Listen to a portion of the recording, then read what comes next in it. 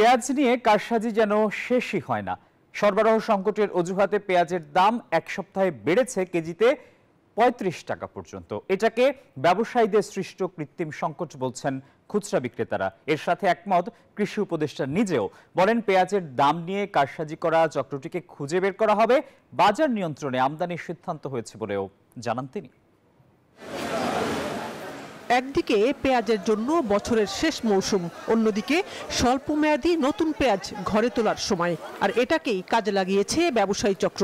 এক সপ্তাহের ব্যবধানে খুচরা বাজারে পেঁয়াজ বিক্রি হচ্ছে প্রতি কেজি ১২০ থেকে ১৩০ টাকা, কেজিতে বেড়েছে ৩০ টাকার উপরে।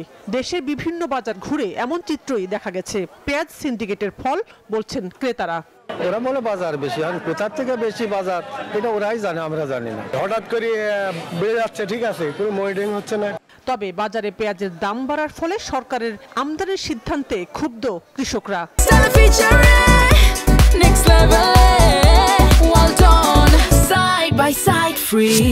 আর খুচরা ব্যবসায়ীরাও অসহায় এই সিন্ডিকেটের কাছে।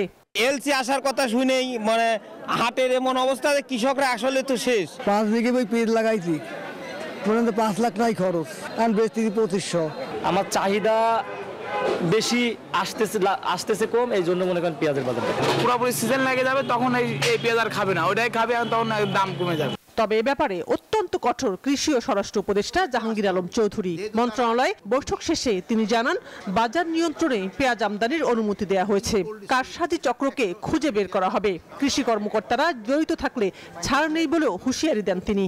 কারসাজি বেলাতে সিদ্ধান্ত নিয়েছি, তাকে চাকরি থাকবে না যদি ধরা পড়ে। কৃষি কর্মকর্তাদের যদি যোগ সাজস না থাকে, যদি কৃষি কর্মকর্তা কারো যদি যোগ সাজস থাকে, সে ধরা খাবে। বাজার নিয়ন্ত্রণ করার জন্য তো আমদানি সিদ্ধান্ত নেওয়া হলো, যেহেতু হয় কি ওইটার দামটা তো ওই দুই দিনের মাঝে বাজার, আমার তো দুইজনের দিকে খেয়াল রাখতে হবে, কৃষকের দিকে খেয়াল রাখতে হবে, ভোক্তাদের দিকেও খেয়াল রাখতে হবে। পেঁয়াজের দামটা যদি 70-এর মতো থাকে, তবে হলো সবার জন্য সুবিধা, ভোক্তার জন্য সুবিধা, আর কি বলে কৃষকের জন্য সুবিধা।